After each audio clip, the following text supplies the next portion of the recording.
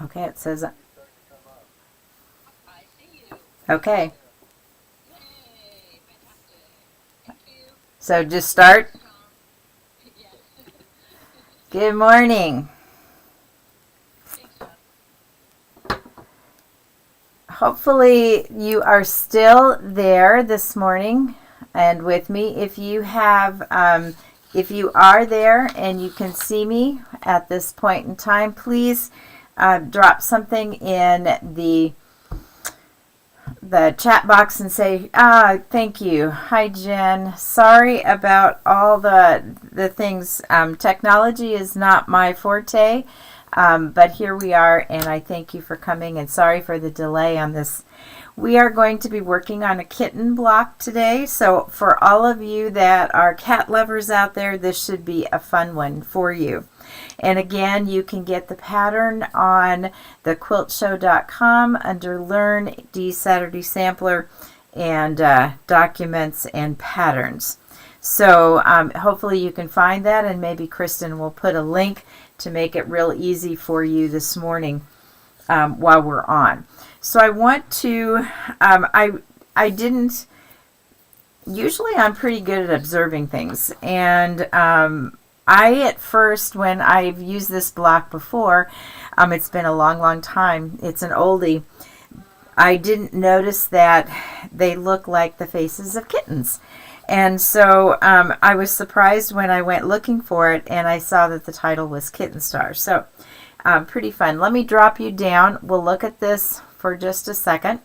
The technique that we're going to be using today is sew and flip.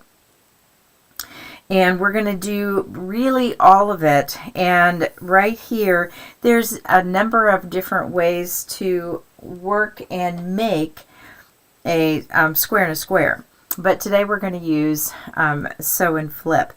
And I think it's going to work best for this because if you look at this just right, this looks like a little kitten face. And so each kitten face is the same fabric. And so you're going to be working on actually all four of these blocks at the same time with fabric 1. Same thing over here with fabric 2. And so it kind of builds as it goes.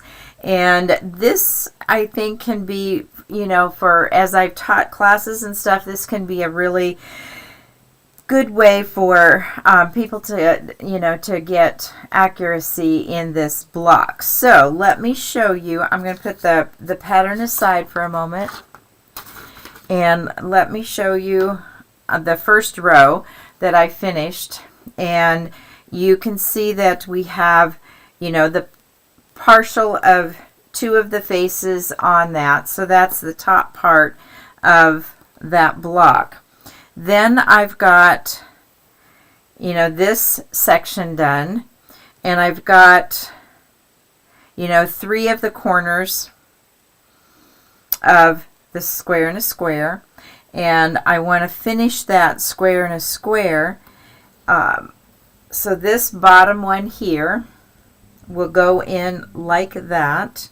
Then I have, 3 sides completed. So I want to complete this side with you right now. And to do that, I need to, let me find my other block. And I need to, where is that particular block? Okay. We're going to put in the center here for our bottom corner. I'm going to put this in as a square and a square. And if you're going to run into problems with this block, it's probably going to be in the orientation of how you sew these angles on. So for this one, we're going to sew from here to here, and the sew and flip, this will come back and make that 4th corner. So let's go ahead and get that done.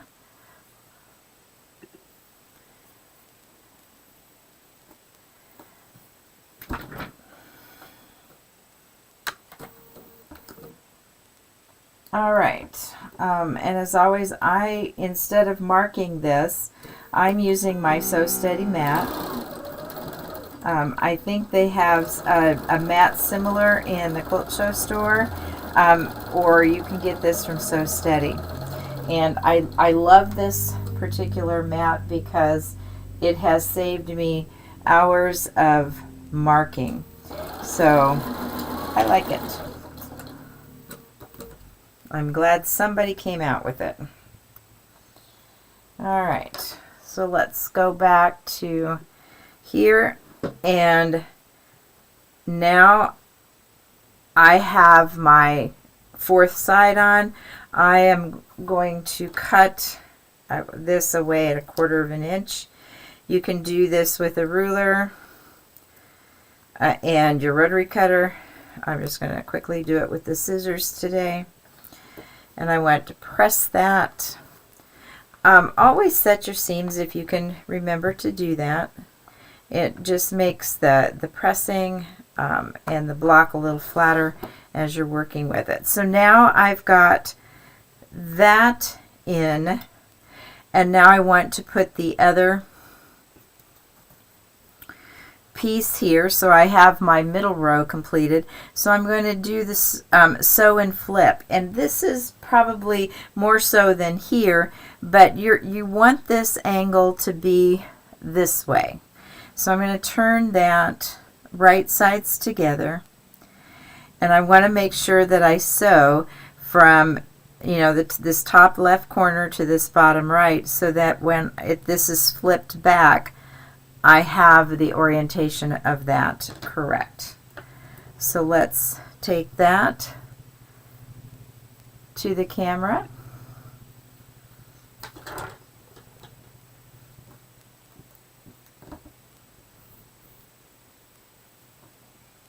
And now I just moved it enough that I forgot where I was sewing.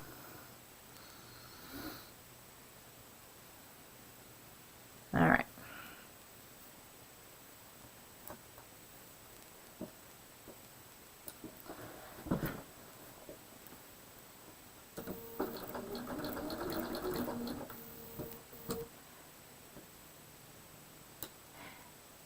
Without pinning, I will often find myself having to adjust a little bit before I get started sewing, but for me that's still a lot less time than I take with marking everything. So I still prefer that method. All right, so now I have this one sewn, and I'm double checking before I cut it off that it is correct. And now I'm going to trim that to 1/4 inch.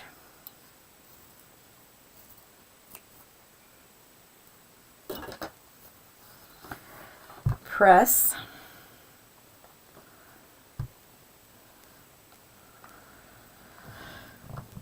And as always, try not to pull the fabric, so that when you're working with bias, it's not getting in the way of what you need to, or you're not stretching it. Now I'm going to take these two and sew together, and they're both pressed away from one another, and this is where you can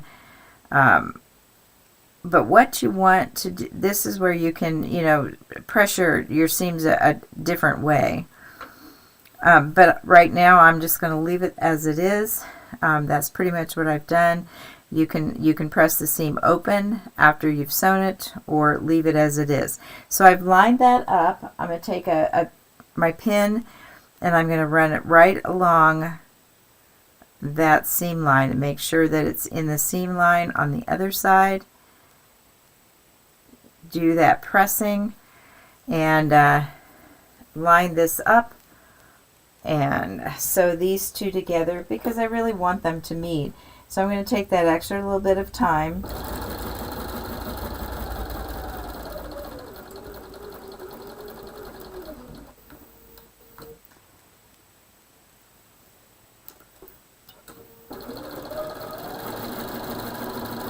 And because I pinned it at an angle again, as I usually do, I was able to sew up to that seam line.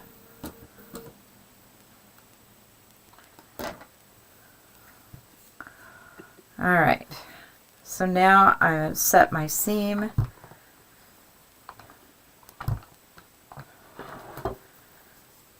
Open this. And here is where you can either, press it to one side. I've been pressing mine to one side. And you can continue to do that if you want.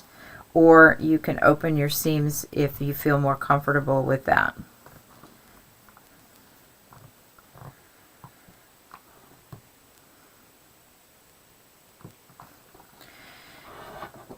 And because I took the time to carefully pin that, I want to make sure the glare's not there. There we go. That point does come together there in the middle and looks good. So now I can sew my middle part together. I need to do the same thing that I did here down below, but let's take this corner one first. And again, I'm putting that square. There's a waste with fabric doing the square and a square this way, but for some that little bit of waste is worth pretty much, so I'm going to sew from here to here, is worth it because they get a better, their 1/4 inch seams on their sew and flips, come out well, and so they appreciate that. And I think that each of us needs to find the way that works best for us, and we get the results that we want.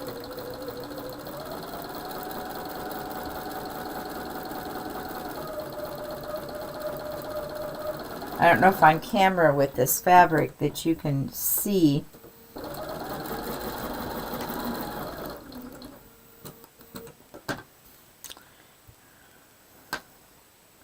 that the point was, I was following that line on my machine as always. And again, making sure that I've got this correct, which I do, and because that sometimes isn't always the case. I want to say again how much I appreciate that you were patient as we were getting the show up and running today.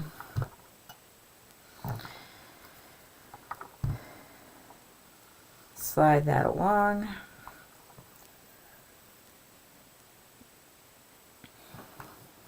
All right. So now that's that corner, and again we want to press this one in, so that would go this way. Again here.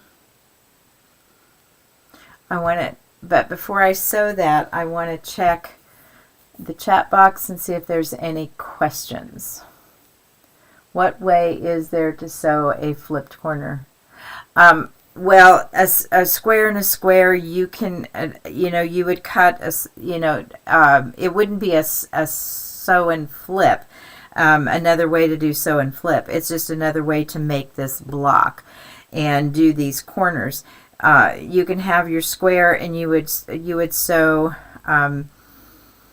you would cut these squares in half, and they would be a little bit larger, and then you would sew the triangle onto the 4 squares. There's rulers that will help you do it, so there's a number of different ways to get a square and a square. If I misconstrued that, there's not really another way to do sew and flip. This is the way that I'm choosing to do the square and a square today, which is different. Where can you find the orange ruler square under the needle? That is called the Sew Steady mat, and you can probably purchase it at a local quilt store or find it online. What about the single corners? That's the sew and flip method, which I'm showing.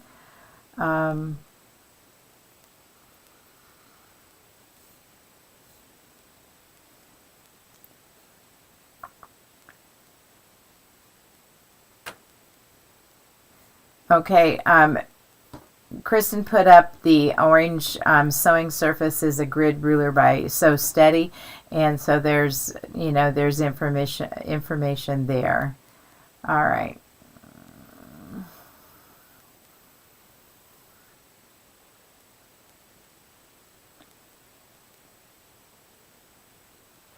The printable pattern, if you go to thequiltshow.com and go to across the top and click on Learn and find Dee's Saturday Sampler, and then find it under Patterns and in that area. So again, I don't know if Kristen can put a link to that somewhere, but let's go ahead and sew this. I want to make sure my orientation is correct before I sew. So when I, get this sewn, I, want that to come this way. So I need to sew from here to here. So I'm going to put that, and I start on the long side and not on the point, because sometimes the machine can chew up a point. But here it'll go into the side, and that works a little bit better for me. At least I find that it works better. So hopefully you can find that So Steady mat. They used to sell it at the Quilt Show. They are not any longer, and but there are other places to find it. You could probably go to like the Fat Quarter Shop, or just look it up and see where you might find it.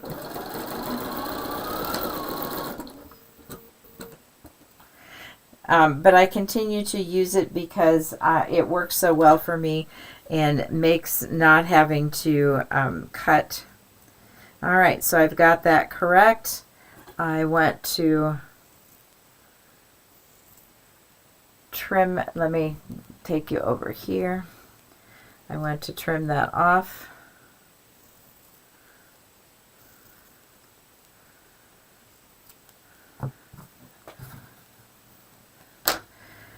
Press it.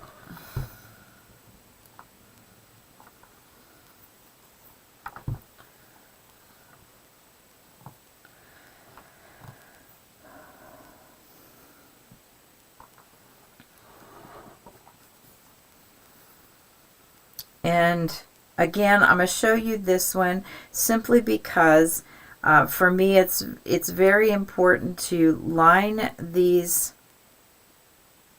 seams up together,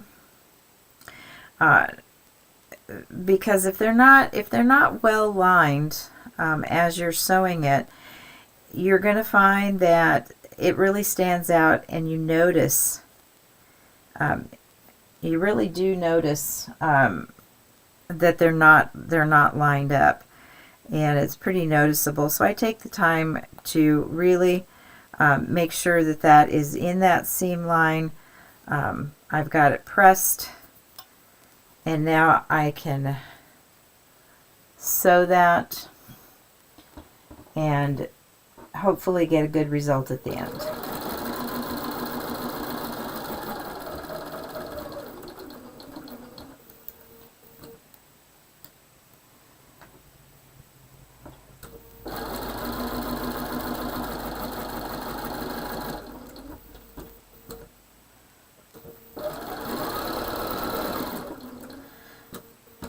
And why I chose this block in this series of blocks that I'm doing of some of my favorites from the past, and ones that I've been wanting to do and haven't done, is disregarding the fact that it has a kitten look to it. I like the way, both on point and straight up and down, it has these nice angles to the star points, and that's what really drew me to it. And it wasn't until after a while that I really saw the kitten part of it. So the flip and sew and flip method is there, and so you can see that this star, I wish this particular fabric, but I was using the line of fabric I had, and so there wasn't really another really dark one that I could use on this corner, but I like it. I still think it all comes out doing well with all of that. But again, if you really want, particular parts to show, for example, the center of it a lot darker, you might have, I could have certainly used this fabric in the center and this one out here, and that might have been a little bit better balance. And sometimes I don't, as much as I talk about value and all that, I mess it up sometimes. And so as I was doing it, I started thinking that maybe that would have probably been a better choice, to put the darker in the center and this one out here, and it would have blended in a little bit better with all of them. And I still have the, the ability to do that change if I wanted to. We'll see with the making of that. So let me double check the question,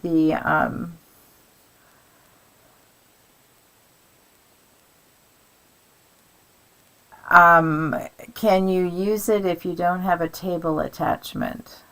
You can cut this down to whatever size, and so you could cut it so it fits on your sewing machine if you're talking about the mat that I have underneath. Melody, I'm sorry I don't have a whole quilt with this, but I can tell you that if you look at any star quilt that has, adjoining blocks of stars, it really does look very similar to that. You can do sashing, you can do another block to the side. But overall, I like the shape that this block gives me. So I know, because this is one of those blocks I've wanted to do, so I'm doing it with you. All right.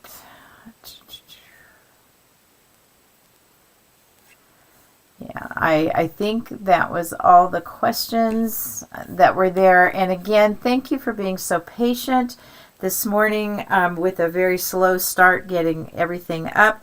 And hopefully this sew and flip and putting these sections together, you just have to pay attention as you walk through this kitten block and make it work for you. So thank you, and I will be back next week with another block that fits into, blocks that we've tried, new techniques, different things, to give you an opportunity to see something of this. And no, I don't have complete quilts of these because, again, it is blocks that I have wanted to make, put into something, and I just haven't got to, but they're favorites of mine. I like them. I like the way they look and the overall appearance of them.